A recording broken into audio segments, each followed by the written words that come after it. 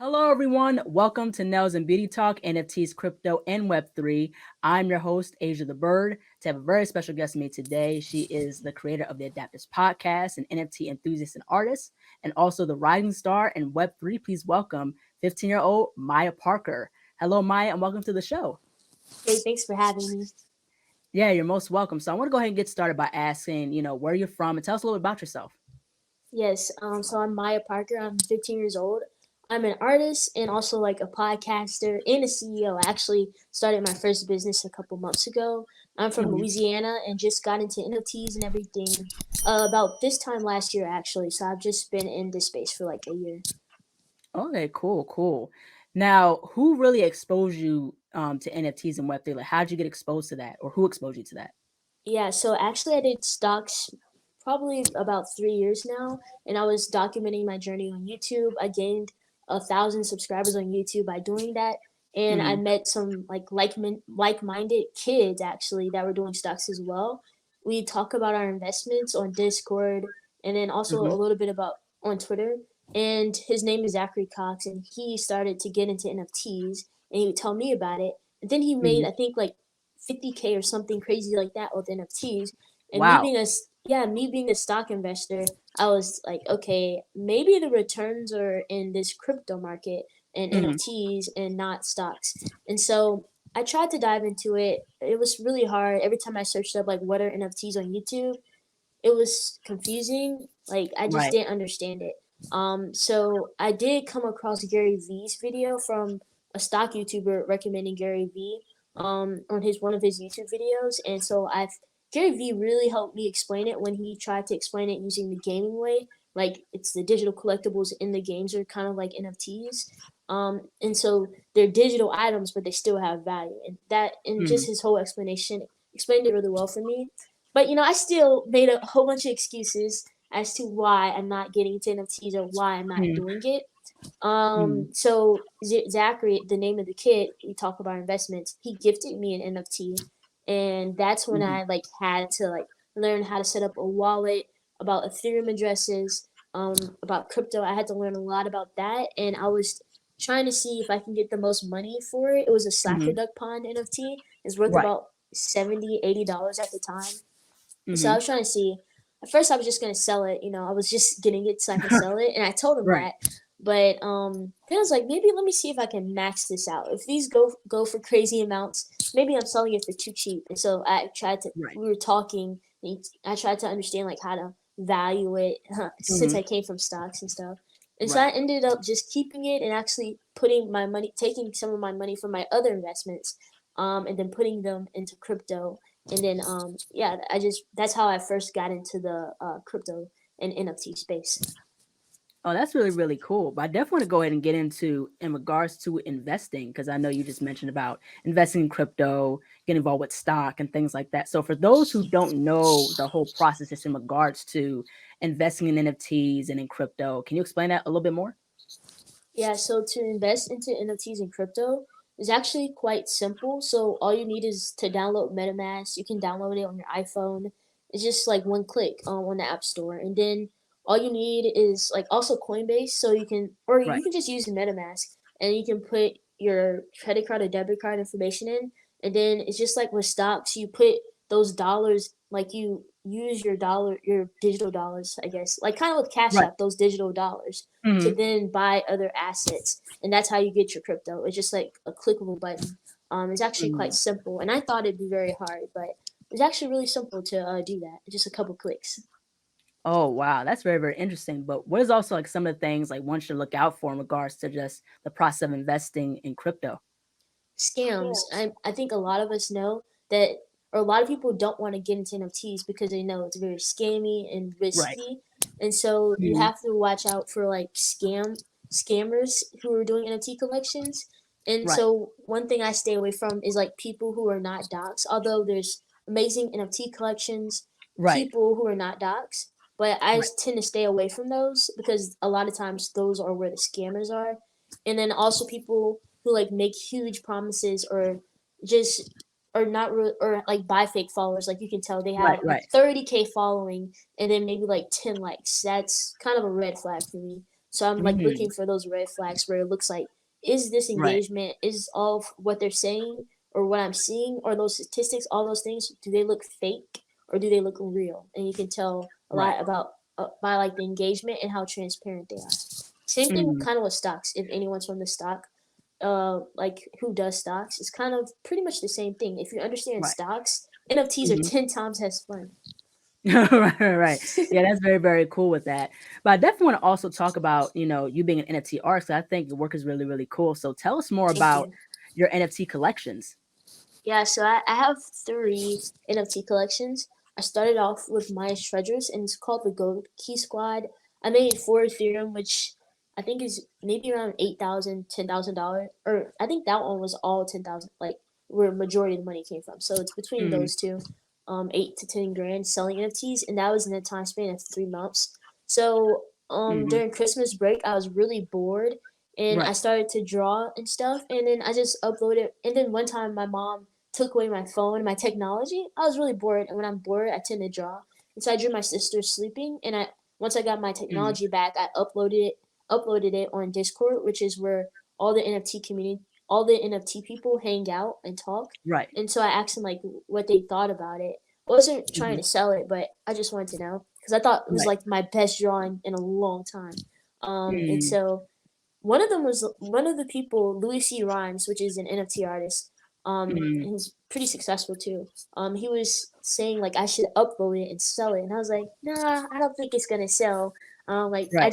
I wasn't very confident. He's like, no, I'm trying to tell you, I will buy it if you upload it. I was like, oh, okay. So I tried to look up how to do it, and then he helped me do actually upload it, and I was able to like create it and upload it as an NFT for free. It cost me $0, and then Wow. he gave me the money, and it was 0.03 ETH, which at the time was probably Mhm. almost like $100 or so. So Mm. I really gained more confidence then, but I still didn't really start to sell more of my artwork until Zachary, the same kid who gifted me that NFT, Right. um, he was like, you should. The market is not always going to be like this. As we can see, the market has went down a lot, so the Right. market is not always going to be like this, and you have to maximize your situation. And so that's Mhm. so then with that, I decided to like really go for it. And so Right. January 1st of 2022 of this year, I started to sell my NFT artwork. Over the Christmas break, I created a Right. whole bunch of the art pieces, but January 1st is when I started to promote it on Twitter, which is where you need to go if you want to sell your artwork. And Mhm. I actually, in the span of like 3 months, so January to like March, I made like majority of that money, like $10,000 from that, and it was all from Mm. uh that Maya's Treasures NFTs, which I made these NFTs on my phone. All you need is Procreate, and I just Mm. drew it with my fingers on my phone, and that's how I made them. And maybe each piece took me an hour to 3 hours, and they're just all based upon my experiences and lessons from those experiences, and I just Right. drew them however I wanted.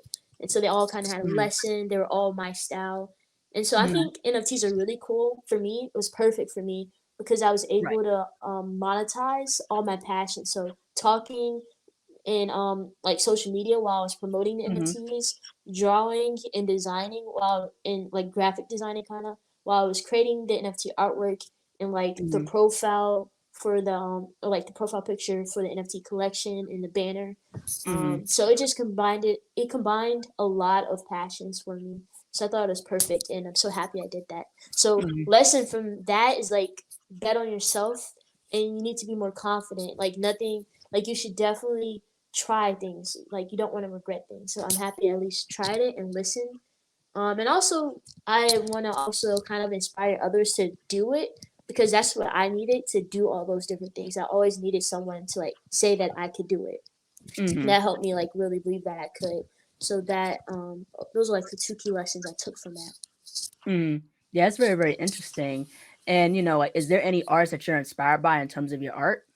I like Nyla Collection, Nyla Mhm. Hayes. She's also like a kid. I think she's 13 right Yeah. now. So she's very young and she is way more successful than me at art. And I try to take a lot of tips from her because she's just very good at what she does. She's really good at art as well. So she has Mhm. this collection called Long Necky Ladies, and Right. So it's inspired by her favorite TV show, like a dinosaur, some type of dinosaur TV show where they have long Hmm. necks. And then she also Hmm. loves women and art, and so she created women with long necks to portray their Hmm. confidence. And so Right. they all have these long necks, and I like that. And so that Mm. type of symbolism and that type of thought onto like what your art style is what I try to incorporate in my designs. So that's I think one of the main people in the beginning that I was inspired by. Plus, she's African American and she's a Right. child like me, so I was inspired by her.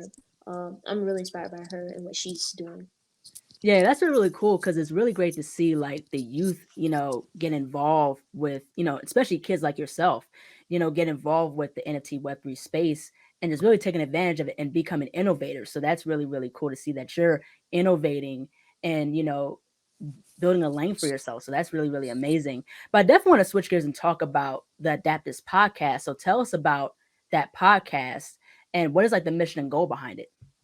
Yeah, so as we like know, the NFT market is like kind of in the bear market, and so a lot of people will say bear market, but I also like heard the saying a bear market is like a builder's market. Right. So and also it also helps you like kind of double down, like get back to your roots. That's what's good about a bear market or bad times. It helps you, I guess, like not go too far off, and I don't know, like get you kind of centered. And so Hmm. with the bear market, I thought, okay, well, while I was promoting all my artwork, I was in Twitter Spaces talking a lot. I wasn't learning so much. Like in Hmm. those 3 months, I don't think I really learned too much as I usually do. Like I Right. feel like I learned way more. So I was like, okay, I need to balance. I need to build habits so that because I also read like Atomic Hmm. Habits, a summer. I didn't read it. I watched a video, a summary of Atomic Habits, where you have to not have goals to succeed. You Right. essentially like have these habits, like you fall down to your systems. So I was like, okay, I'm gonna make a habit. Read an hour a day, work out an hour a day, learn an hour a day, all these different things, so Right. that that doesn't happen to me again. And I think that will put me in a better place in the future. Then I was thinking also, how do I kill like two birds in one stone, as Hmm. many birds in one stone? So Right. with my podcast, I was able for the learning for an hour a day, for example, I was Hmm. able to learn when I'm interviewing people for an hour, but Right. also turn that into content and maybe Right. and also I have as I turned it into money as well. So it's like Hmm. three things, and so also four is like um kind of connecting with more people, and so like Right. building a stronger relationship. So I Hmm. thought so that's kind of the idea behind that. And also with NFTs, I have my own NFT collection for the adaptives, which I've sold one piece, but it's okay. It's in a we're kind of in a bear market right now, and Hmm. so I'm also was trying to incorporate NFTs to see like what's the since like I heard this quote by William McDowell one time, live in the Hmm. present from the future. And so in the Hmm. future I believe NFTs are like the like one of the main things that everyone's gonna be looking at. And Right. so I'm trying to build this like new media company with what I see in the future. So that means Right. incorporating NFTs, incorporating social media, and now with Twitter and Elon Musk, maybe doubling down on Twitter more. And so just Hmm. living it in the present from the future is essentially the whole reasoning behind starting that podcast and Hmm. why I'm still doing it. Mm. Yeah, that's really, really cool. Like, tell us about some of the guests that you've interviewed. Yeah, so my first one was Benjamin Wong. He's a Mm. kid and he's about my age and he actually is 15 years old and he has like I think two or three podcasts. He's very successful with his Mm. podcast and he was able to afford V Friends, which are hundreds, I think about $500 a piece for the V Friends Wow. series too, from his mainly from his podcasting. And Wow. so he's the first one I interviewed and had on the podcast. Shout out to Benjamin Mm. Wong and he has an amazing podcast. He had great Mhm. energy. I love interviewing him. And I think the main takeaway from interviewing him was he said, not, I talked about habits earlier, like have these habits every single day, but Mhm. don't only do those small things every single day to build up to like what you want in the future. Right. Also, he said, like, do one crazy thing every single day Right. because with those habits, you're making small jumps every single day. But maybe Right. one of those crazy things works out, and now you're making this big jump to your goal, your end Right. goal. And so, not just do those simple things every single day, do a crazy thing every single day. So that was the Mhm. main takeaway. I also had Jay Yang on. He has like 15K followers on Instagram, We Mm-hmm. talked about content creation. Mm-hmm. He's just super intelligent. And had some other guests. I had Mm-hmm. Teresa Melvin. She also made like 10 grand plus selling her NFT artwork. She Right. talked about how like to connect with others at these conferences like VCon and Mm-hmm. connect with others to like sell your artwork, how to sell your artwork, which main thing is like being active in the communities, Twitter Mm-hmm. spaces specifically. And I Mm-hmm. totally agree. And those were like some of my favorite interviews that I had. Yeah, that's really, really cool. But I also want to get into just in regards to podcasting, because I'm also a podcaster as well. And I definitely want to go ahead and ask, within your perspective, like what are some things one should understand when getting started with having their own podcast? Um, I think the main thing is what you want to look for in guests, because if you have good information, then people are going to stay and continue to watch. I think quality Right. is very important. So one thing I noticed is people with high energy are the best for podcasts. People with low energy is not as good. I feel like Mm-hmm. so high energy Right. is one thing for a successful podcast. People also who are like really in tune to whatever they're doing. Like they have one thing they're really good at, very Right. focused on and very successful and knowledgeable about is really good. And I think maybe a third thing is they're willing to I feel like to promote your promote the podcast episode because that really helps more people learn about it because their followers Mm-hmm. are already interested in what they talk about. So Right. if they like share Mm-hmm. that, then a lot of people are gonna click that. Like a high percentage of them are gonna enjoy it, and so and are gonna find new things out about them. And I think also to for the questions, I feel like Mm-hmm. their biggest fans know a lot about them, so you have to really Mm-hmm. dive deep into everything about them. Right. So to have the best conversations, you need to know the most about them going in. And so Mm-hmm. that's what you need to do, like stalk them on social media. That's like a good tip. Yeah, yeah, like that's really good tips because you definitely want to have high energy within your podcast and really keep your audience engaged. That's very, very important. And also promotion too is very, very important. But I also want to switch gears in speaking of the marketing, like what are some ways you could, what are some things you could suggest in regards to how someone can promote their podcast? Yeah, so there's two type of podcasts, like the video podcast, YouTube. Also Spotify has video podcasts now. But also audio podcasts. For the Mm-hmm. audio podcast route, I would go don't just record the audio, like don't just Mm-hmm. do that. We have Twitter Spaces now. So I would say do the podcast episode on Twitter Spaces. Mm-hmm. If it's an audio podcast. And then so that way people can you'll have the person that you're interviewing on there. Right. Their followers will see it, tune in, and then at the bigger the Twitter Spaces gets, more new people will find out about it. You can also Right. pin tweets and promote things. You can also both gain each other's followers, and Mm-hmm. also you can get questions from the biggest fans and people who've listened the longest to make the Right. conversation maybe even better. And so then all you have to do is like upload that podcast.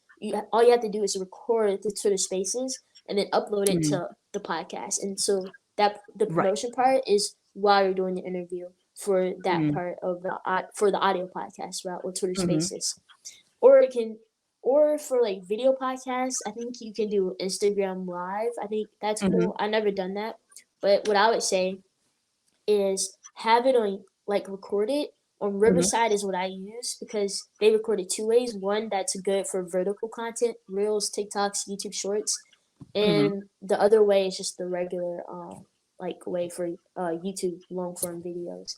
So Mm-hmm. that way you can promote it with reels, TikToks, or shorts because you will have a video aspect, which is different than a lot of podcasts.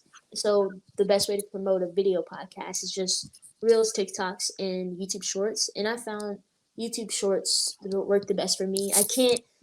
I know TikTok is amazing, but TikTok just doesn't really work for me well. And also Mm-hmm. Instagram, like this is the last one, but Instagram, you can do like collab posts. Mm-hmm. And so I did that with JA, and Right. that was like one of my most liked posts. And then they can also share it to their stories. I did that. Or Mm-hmm. Teresa Melvin, she shared like every single thing that I posted, and Right. that racked up thousands of views for the reels and like a whole bunch of Wow. likes.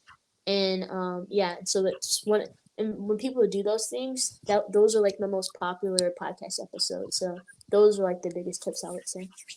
Mm. Yeah, and the thing with TikTok, it can be a complex thing because, it's so much, to kind of figure out. I mean, at least to me, because like, you have to understand how to put like the reel together, like what type of effects you want to include and things like that. So it can be a task, like in my perspective in regards to TikTok. I'm still trying to learn TikTok. I remember in high school, when I was 15, like when I was your age, there was like Snapchat, that was the big thing, so yeah, it's crazy. So it's a lot in terms of social media to like really, really maneuver or to really work with. So that's my take. Yeah, TikTok is super hard. I've created millions of accounts, deleted like a lot of them Mhm. too. I just can't Right. crack the code on TikTok. Yeah. It can be a complicated thing. But I definitely want to go ahead and ask, like, what are some of your favorite podcasts? If you can name your top three. Um, I like the Danny Miranda podcast. It's a video Mm-hmm. podcast on YouTube. Love that Mm-hmm. one. I've gotten so many tips from him. Some of the tips that I've shared, I've gotten from Danny Miranda. Mm-hmm. He has a really successful podcast. Interviewed Gary Vaynerchuk, and a lot of successful people, and Right. just amazing podcaster. That's like the main one I listen to. Like I listen to Mm-hmm. almost every episode of that podcast, and they're like an hour Mm-hmm. plus long. Haven't listened to many others.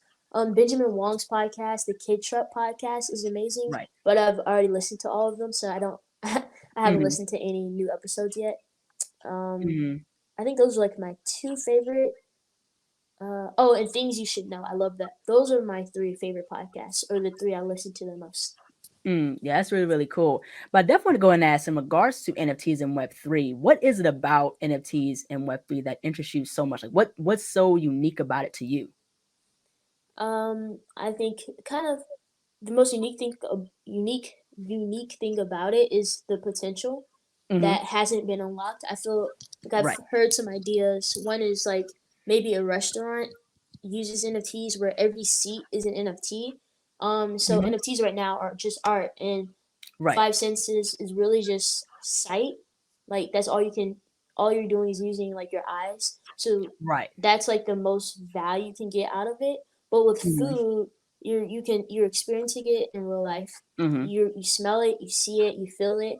So it has much more value potential.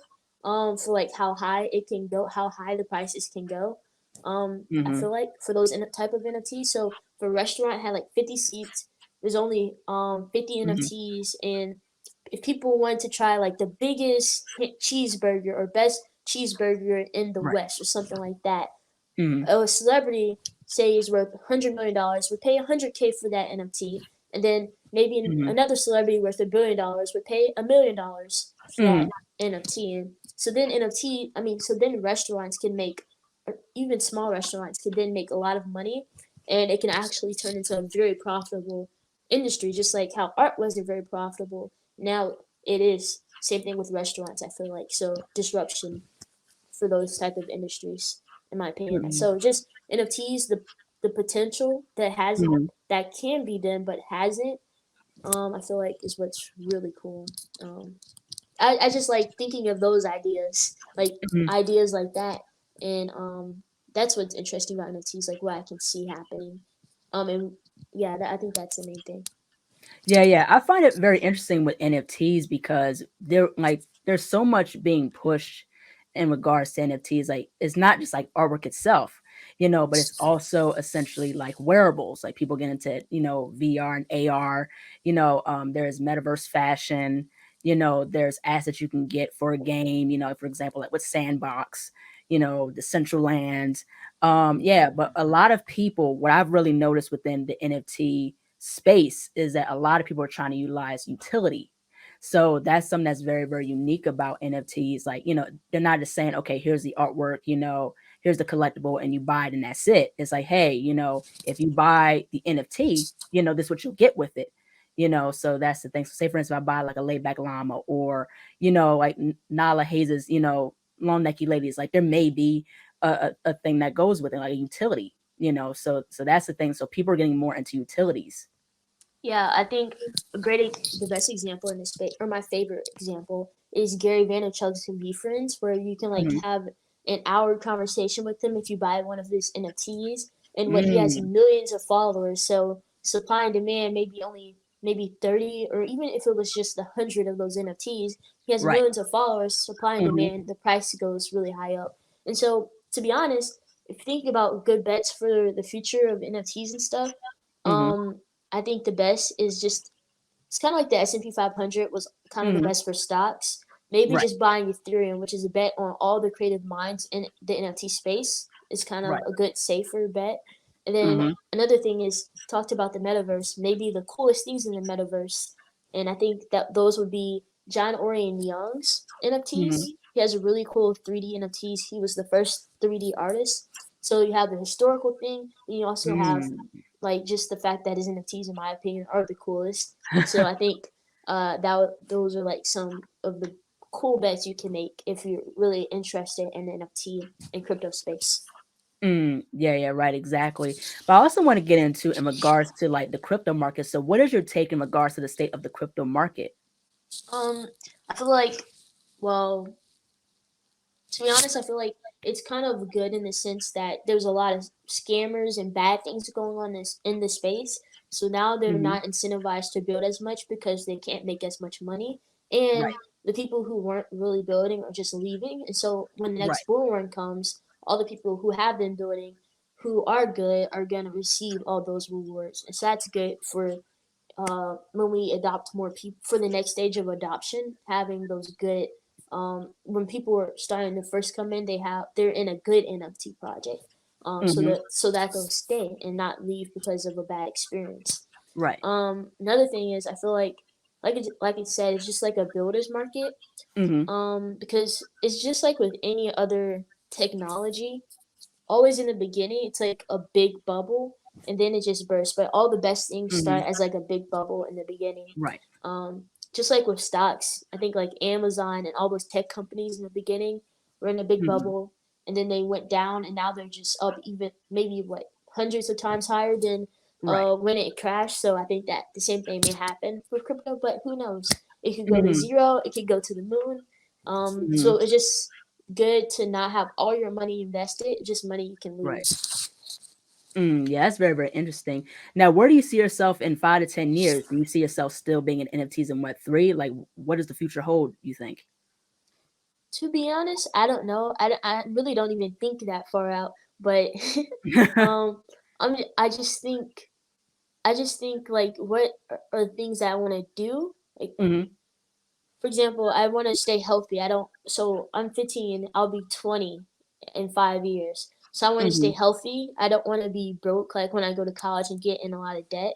So I'm just building Mhm. those Right. habits, like working out a lot. I do soccer and track, Mhm. working out a lot so that I will stay healthy. Your health is your wealth. Um, Mhm. Also, I know you probably heard about my dad passing away. So Mhm. I've always said, and I learned from Galileo Russell, his quote is like, experiences with people you love are the best investments you can make. So I'm Mhm. trying to do that. I'm trying to do that more, like doing more experiences. So also learning from my lessons and just putting myself in a better place than before. Right. I feel like, um, yeah, but I still think I'll be in a good place as long as I Mhm. stay focused and Right. disciplined. I think that's the main thing. Yeah, absolutely. But definitely, I want to go ahead and ask, like, how do you balance being an NFT artist and just doing like school, soccer and things like that? How do you find that balance? Yeah, I didn't mention. So when I first got into NFTs, I actually tore my ACL, so I couldn't play soccer and track. Mm, And mm, so I had so much extra time, hours and right. hours of extra time every single Mhm, day because I had torn my ACL. So that mm, gave me so much time to dive deeper into NFTs. So it's mhm, different things like that. There's always like something bad that's gonna happen where maybe right. you can't do that anymore, that specific Mm, thing you always did, and it just frees up a new opportunity. So that is one way I have time. Another thing is just like the best way to stay disciplined or to stay focused is to take all the things out that distract you. So right. try not to listen to so much music or stay so up to date with other celebrities' lives or scroll on Right. TikTok for hours. Just trying to stay disciplined or trying to Mhm, take out all the things that take my attention. because that's Hmm. like opportunity cost. And so if I want to make the most of my time, then I have Right. to spend it on things that are good for me and that will help me in life. Right, exactly, most definitely. Now, to end this off, if you can offer one piece of impactful advice, what would it be? Um, Actually, it won't be like a piece of advice, but I think the main thing for me is everyone goes through something bad, and so you have to think about it like a game. Or that's how I think Hmm. about it. I think a lot Right. of us are gamers or know a gamer, so I would say Hmm. like it always gets harder before you level up. And so level 1, it'll kind of be easy to pass, but level 10, it'll be Hmm. so much harder. It'll be different Right. obstacles. It'll take longer to pass. Hmm.